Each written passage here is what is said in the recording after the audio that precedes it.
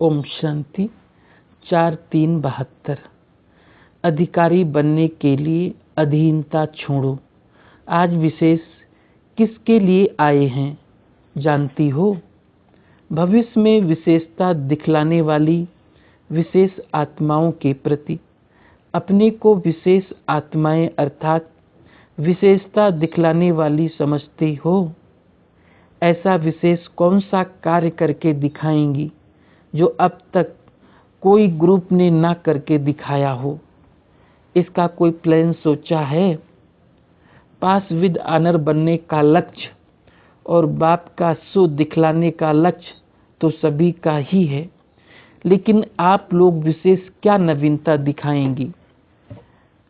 नवीनता व विशेषता यही दिखाना व दिखाने का निश्चय करना कि कोई भी विघ्न में व कोई भी कार्य में मेहनत ना लेकर और ही अन्य आत्माओं को भी निर्विघ्न और हर कार्य में मददगार बनाते सहज ही सफलता मूर्त बनेंगे और बनाएंगे। अर्थात सदा सहज योग, सदा बाप के स्नेही, बाप के कार्य में सहयोगी, सदा सर्व शक्तियों को धारण करते हुए सिंगारी मूर्त शस्त्रधारी शक्तिबन अपने चित्र से चलन से बाप के चरित्र और कर्तव्य को प्रत्यक्ष करना है। ऐसी प्रतिज्ञा अपने से की है। छोटी छोटी बातों में मेहनत तो नहीं लेंगे, किसी भी माया के आकर्षित रूप में धोखा तो नहीं खाएंगे। जो स्वयं धोखा खा लेते हैं वो औरों को धोखा से छुड़ा नहीं पाते। सदैव यही स्मृति रखो कि हम दुख हरता सुख करता के बच्चे हैं। किसके भी दुख को हल्का करने वाले स्वयं कब भी एक सेकंड के लिए भी संकल्प व स्वप्न में भी दुख की लहर में नहीं आ सकते। अगर संकल्प में भी दुख की लहर आती है तो सुख के सागर बाप की संतान कैसे कहला सकते हैं? क्या बाप की महिमा में ये कब वर्णन करते हो कि सुख का सागर हो लेकिन कब कब दुख की लहर भी आ जाती है? तो बाप समान बनना है ना। दुख की लहर आती है अर्थात कहाँ न कहाँ माया ने धोखा दिया, तो ऐसी प्रतिज्ञा करनी है। शक्ति रूप नहीं हो क्या? शक्ति कैसे मिलेगी? अगर सदा बुद्धि का संबंध एक ही बाप से लगा हुआ है तो संबंध से वह सर्व शक्तियों का वर्षा अधिकार के रूप में अवश्य प्राप्त होता है। लेकिन अधिकारी समझकर हर कर्म करते रहें तो कहने व संकल्प में मांगने की इच्छा नहीं रहेगी। अधिकार प्राप्त न होने कारण कहाँ न कहाँ किसी प्रकार की अधीनता है। अधीनता होने के कारण अधिकार प्राप्त नहीं होता है। चाहे अपने देह के भान की अधीनता हो, चाहे पुराने संस्कारों के अधीन हो, चाहे कोई भी गुणों की धारणा की कमी के कारण निर्बलता व कमजोरी के अधीन हो, इसलिए अधिकार का अनुभव नहीं कर पाते। तो सदैव यह समझो कि हम अधीन नहीं अधिकारी हैं। पुराने संस्कारों पर माया के ऊपर विजय पाने के अधिकारी हैं। अपने देह के भान व देह के संबंध व संपर्क जो भी हैं उनके ऊपर विजय पाने के अधिकारी हैं। अगर ये अधिकारीपन सदैव स्मृति में रहे तो स्वतः ही सर्व शक्तियों का प्राप्तियों का अनुभव होता रहेगा। अधिकारीपन भूल जाता है, जो अधीन होता है वो सदैव मांगता रहता है। अधिकारी जो होता है वो सदैव सर्व प्राप्ति स्वरूप रहता है। बाप के पास सर्व शक्तियों का खजाना किसके लिए है? तो जो जिन्हों की चीज है वो प्राप्त ना करे। यही नशा सदैव रहे कि सर्व शक्तियां तो हमारा जन्म सिद्ध अधिकार है। तो अधिकारी बनकर के चलो, ऐसा सदैव बुद्धि में श्रेष्ठ संकल्प रहना चाहिए। अगर श्रेष्ठ संकल्प श्रेष्ठ है तो वचन और कर्म में भी नहीं आ सकते। इसलिए संकल्प को श्रेष्ठ बनाओ और सदैव सर्वशक्तिवान बाप के साथ बुद्धि का संग हो। ऐसे सदैव संग के रंग में रंगे हुए हो, अनुभव करते हो व अभी जाने के बाद अनुभव करेंगे। सदैव यही समझो कि सोचना है व बोलना है व करना है तो कमाल का, कामन नहीं। अगर कामन अर्थात साधारण संकल्प किए तो प्राप्ति भी साधारण होगी। वैसे संकल्प, जैसे संकल्प वैसी सृष्टि बनेगी ना। अगर संकल्प ही श्रेष्ठ ना होंगे तो अपनी नई सृष्टि जो रचने वाले हैं उसमें पद भी साधारण ही मिलेगा।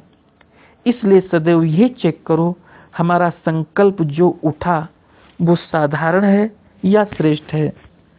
साधारण संकल्प व चलन तो सर्व आत्माएं करती रहती हैं। अगर सर्वशक्तिवान की संतान होने के बाद भी साधारण संकल्प व कर्म हुए तो श्रेष्ठता व विशेषता क्या हुई?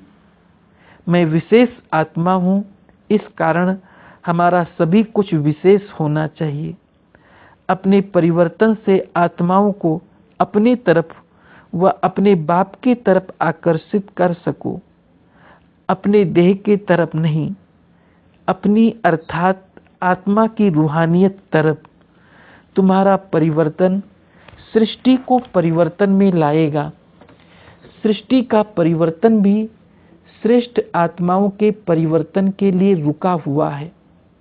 परिवर्तन तो लाना है, न कि ये साधारण जीवन ही अच्छी लगती है। ये स्मृति, वृत्ति और दृष्टि अलौकिक हो जाती है तो इस लोक का कोई भी व्यक्ति व कोई भी वस्तु आकर्षित नहीं कर सकती। अगर आकर्षित करती है तो समझना चाहिए कि स्मृति में व वृत्ति में व दृष्टि में अलौकिकता की कमी है। इस कमी को सेकंड में परिवर्तन में लाना है। यह ग्रुप यही विशेषता दिखावे कि सेकंड में अपने संस्कार व संकल्प को परिवर्तन में लाकर दिखावे।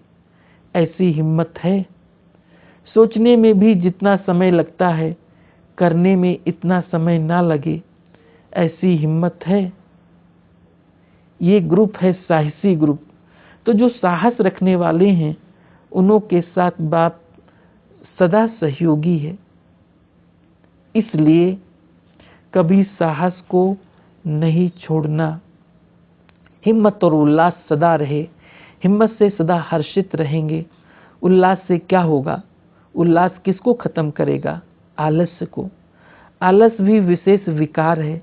जो पुरुषार्थी पुरुषार्थ के मार्ग में चल पड़े हैं उन्हों के सामने वर्तमान समय माया का वार इस आलस्य के रूप में भिन्न भिन्न तरीके से आता है। तो इस आलस्य को खत्म करने के लिए सदा उल्लास में रहो। कमाई करने का जब भी किसको उल्लास होता है तो फिर आलस्य खत्म हो जाता है। अब भी कोई कार्य प्रति भी अपना उल्लास नहीं होता तो फिर आलस्य जरूर होगा। इसलिए कभी भी उल्लास को कम नहीं करना। जो आलस्य के वश होकर और श्रेष्ठ कर्म करने से वंचित हो जाओ। आलस भी कई प्रकार का होता है। अपने पुरुषार्थ में आगे बढ़ने में बहुत विघ्न रूप बन जाता है। ये जो कहने में आता है अच्छा सोचेंगे, ये करेंगे, कर ही लेंगे, ये आलस्य की निशानी है। करेंगे, कर ही लेंगे, हो ही जाएगा, लेकिन नहीं, करने लग पड़ना है। जो नॉलेज व धारणाएं मिली है वो बुद्धि में धारण तो की है ना, लेकिन प्रैक्टिकल में आने में जो विघ्न रूप बनता है वो है आलस्य का।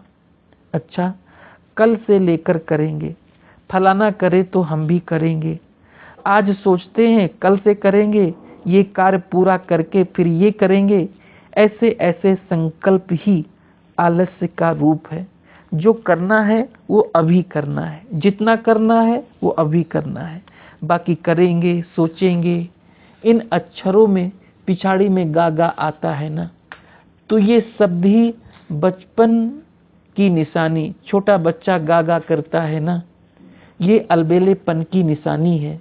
इसलिए कब भी आलस्य का रूप अपने पास आने ना देना और सदा अपने को उल्लास में रखना, क्योंकि निमित्त बनते हो ना, निमित्त बने हुए सदैव पुरुषार्थ के उल्लास में रहते हैं, तो उन्हें देख और भी उल्लास में रहते हैं। चलते चलते पुरुषार्थ में थकावट आना व चलते चलते पुरुषार्थ साधारण रफ्तार में हो जावे, ये किसकी निशानी है? विघ्न ना हो लेकिन लगन भी श्रेष्ठ ना हो तो उसको भी आलस्य कहेंगे ना। कई ऐसे अनुभव करते हैं, विघ्न भी नहीं है, ठीक भी चल रहे हैं, लेकिन लगन भी नहीं है, अर्थात उल्लास व विशेष कोई उमंग नहीं है, तो ये भी निशानी आलस्य की है। आलस्य भी अनेक प्रकार का है, इस आलस्य को कभी आने नहीं देना। आलस्य धीरे धीरे पहले साधारण पुरुषार्थी बनाएगा, वह समीपता से दूर करेगा, तो दूर करते करते धोखा भी दे देगा, कमजोर बना देगा, निर्बल बना देगा। निर्बल व कमजोर बनने से कमियों की प्रवेशता शुरू हो जाती है। इसलिए सदैव ये चेक करना, मेरी बुद्धि की लगन बाप व बाप के कर्तव्य से थोड़ी भी दूर तो नहीं है, बिल्कुल समीप व साथ साथ है। आजकल के ज़माने में कोई किसका खून करता है व कोई भ्रष्टाचार का कार्य करता है, तो पहले उनको दूर से भगा कर ले जाएगा, उनको अकेला कमजोर बनाकर फिर उस पर वार करेगा।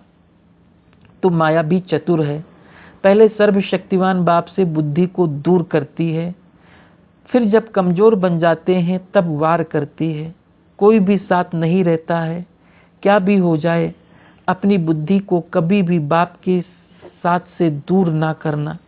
जब किसका वार होता है तो उनसे कैसे अपने को बचाने के लिए चिल्लाते हैं, घमासान करते हैं, जिससे कोई दूर ना ले जा सके। यहाँ फिर जब देखो माया हमारी बुद्धि की लगन को बाप से दूर करने की कोशिश करती है, तो अपने अंदर बाप के गुण गाने हैं, महिमा करनी है, महान कर्तव्य करने लग जाओ, चिल्लाओ नहीं। भक्ति में भी गुणगान करते हैं। ये यादगार भी कब बना? ये मनसा का गुणगान करना वाचा में ला दिया है। यथार्थ रीति से गुणगान तो आप ही कर सकते हो ना। अब यथार्थ रूप में मनसा संकल्प से, स्मृति स्वरूप से गुणगान करते हो और भक्ति में स्थूलता में आते हो तो मुख से गाने लग पड़ते हैं। सभी रीति रस्म शुरू तो यहाँ से होती है ना, तो गुणगान करने लग जाओ। अपने को अधिकारी समझ सर्व शक्तियों को काम में लाओ, फिर कभी भी माया आपकी बुद्धि की लगन को दूर नहीं कर सकेगी। ना दूर होंगे, न कमजोर होंगे, न हार खाएंगे, फिर सदा विजयी होंगे। तो ये स्लोगन सदा याद रखना कि हम अनेक बार के विजयी हैं, अब भी विजयी बनकर ही दिखाएंगे। जो अनेक बार के विजयी हैं वो अभी फिर हार खा सकते हैं क्या? कभी नहीं। हार खाना असंभव अनुभव होना चाहिए। जैसे अज्ञानी आत्माओं को विजय पाना असंभव अनुभव होता है ना, समझते हैं विजयी बनना हो भी सकता है क्या? तो जैसे अज्ञानी के लिए विजयी बनना असंभव है, इस प्रकार ज्ञानी आत्मा को हार खाना असंभव होना चाहिए। ऐसे विल पावर अपने में भरी है, अपने को सर्व समर्पण किया। सर्व समर्पण उसको कहा जाता है जिसके संकल्प में भी बॉडी कॉन्शियस ना हो, देह अभिमान ना हो, उसको कहा जाता है सर्व समर्पण। अपने देह का भान भी अर्पण करना है, मैं फलानी हूँ, ये संकल्प भी अर्पण हो, उसको कहते हैं सर्व समर्पण। सर्व गुणों से संपन्न, सर्व गुणों से संपन्न को ही संपूर्ण कहा जाता है। कोई भी गुण की कमी नहीं। अभी तो वर्णन करते हो ना कि ये कमी है, इससे सिद्ध है कि संपूर्ण स्टेज नहीं है। तो सर्वगुण संपन्न हैं। तो लक्ष्य यही रखना है कि सर्व समर्पण बनकर सर्वगुण संपन्न बन संपूर्ण स्टेज को प्राप्त करेंगे ही। ऐसे पुरुषार्थियों को बाप भी वरदान देते हैं कि सदा विजयी भव। हर संकल्प में कमाल दिखाओ, यही विशेषता दिखाओ। जीवन का फैसला कर आई हो ना, अपने आप से फैसला करके आई हो। कोई भी संस्कार के वश नहीं होना है। जो हैं ही जगत जीत, विश्व के विजयी, वो किसके भी वश हो नहीं सकते। जो स्वयं सर्व आत्माओं को नज़र से निहाल करने वाली हैं, उनकी नज़र और कहाँ भी जा नहीं सकती। ऐसे दृढ़ निश्चय बुद्धि हो, अपनी सभी कमजोरियों को भट्टी में स्वाहा किया व करना है। फिर ऐसे तो नहीं कहेंगे कि बाकी ये थोड़ी रह गई है।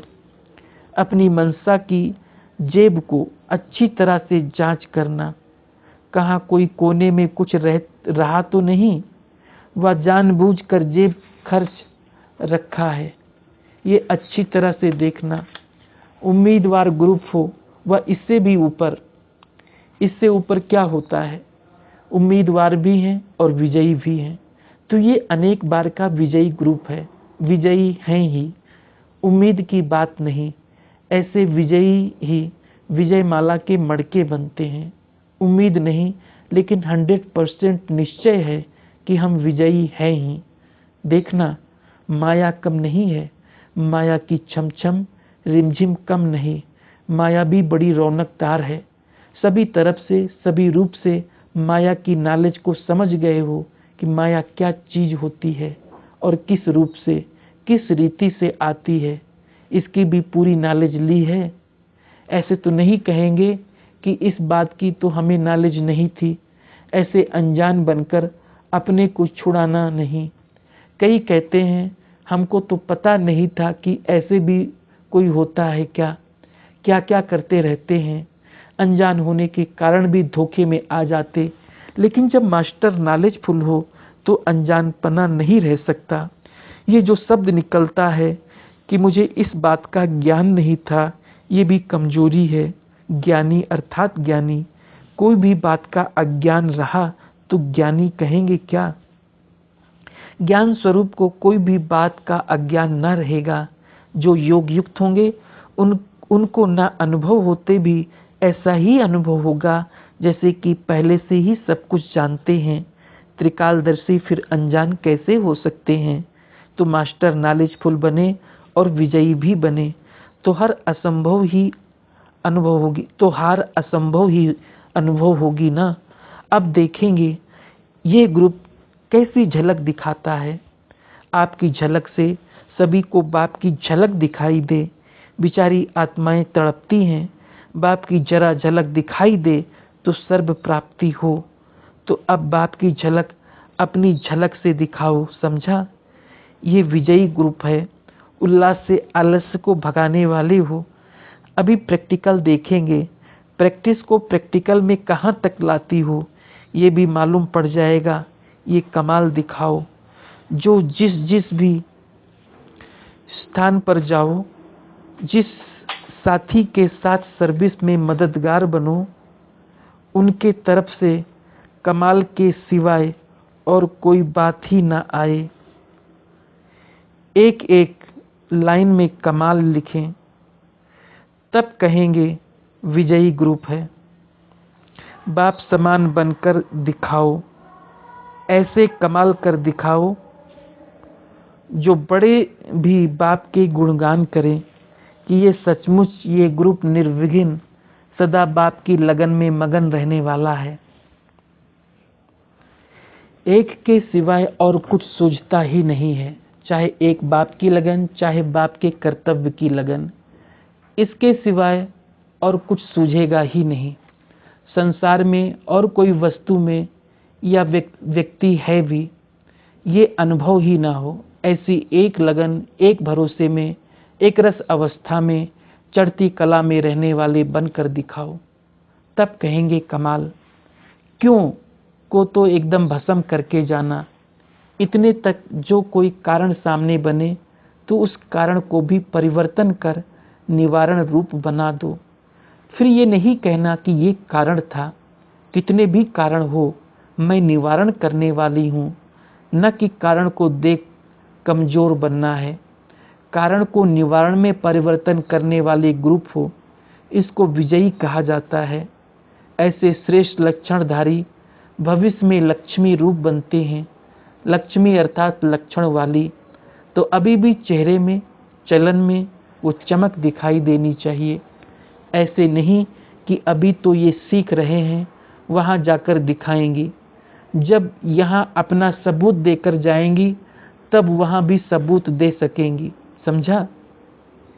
अभी तुम सभी हो ही सेवाधारी। सेवाधारी कब भी सुहेजों के संकल्प में नहीं आते। सर्व संबंधों से सर्व अनुभव करना वो दूसरी बात है, लेकिन सदा स्मृति में अपना सेवाधारी स्वरूप रखना है। सुहेजों में लगेंगे तो सेवा भूल जाएगी। सेवाधारी हूँ, विश्व परिवर्तन करने वाली पतित पावनी हूँ, ये अपना स्वरूप स्मृति में रखो। पतित पावनी के ऊपर कोई पतित आत्मा की नज़र की परछाई भी नहीं पड़ सकती। पतित पावनी के सामने आने से ही पतित बदलकर पावन बन जावें, इतनी पावर चाहिए। पतित आत्माओं के पतित संकल्प भी न चल सके, ऐसी अपनी ब्रेक पावरफुल होनी चाहिए। जब उसका ही पतित संकल्प नहीं चल सकता तो पतितपन का प्रभाव कैसे पड़ सकता। ये भी नहीं सोचना कि मैं तो पावन हूँ लेकिन इस पतित आत्मा का प्रभाव पड़ गया, ये भी कमजोरी है। प्रभाव पड़ने का अर्थ ही है प्रभावशाली नहीं हो, तो उनका प्रभाव आपको प्रभावित करता है। पतित पावनी पतित संकल्पों के भी प्रभाव में नहीं आ सकते। पतित पावनी के स्वप्न में भी पतितपन के संकल्प व सीन नहीं आ सकती। अगर स्वप्न में भी पतितपन के दृश्य आते हैं तो समझना चाहिए पतित संस्कारों के प्रभाव का असर है, उसको भी हल्का नहीं छोड़ना चाहिए। स्वप्न में भी क्यों आए, इतनी कड़ी दृष्टि, कड़ी वृत्ति, कड़ी स्मृति स्वरूप बनना चाहिए। पतित आत्मा मुझ शस्त्रधारी शक्ति के आगे एक सेकंड में भस्म हो जाए, कोई व्यक्ति भस्म नहीं होगा लेकिन उनके पतित संस्कार नाश हो जाएंगे। आसुरी संस्कारों को नाश करने की आवश्यकता है। मैं पतित पावनी आसुरी पतित संस्कार संघारी हूँ। जो स्वयं संघारी हैं वो कब किसका शिकार नहीं बन सकते। इतना प्रैक्टिकल प्रभाव होना चाहिए जो कोई भी आपके सामने संकल्प करे और उनका संकल्प मूर्छित हो जाए, ऐसा काली रूप बनना है। एक सेकंड में पतित संकल्प की बलि ले लेवें, ऐसी भलेवान बनी हो जो कोई भी परछाई भी न पड़ सके। कोमल नहीं बनना है, कोमल जो होते हैं वो निर्बल होते हैं। शक्तियाँ कोमल नहीं होती। माया पर तरस कभी नहीं करना। तुम माया का तिरस्कार करने वाली हो।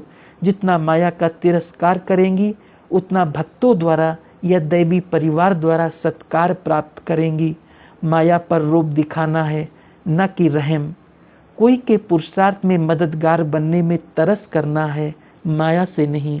अच्छा, ओम शांति।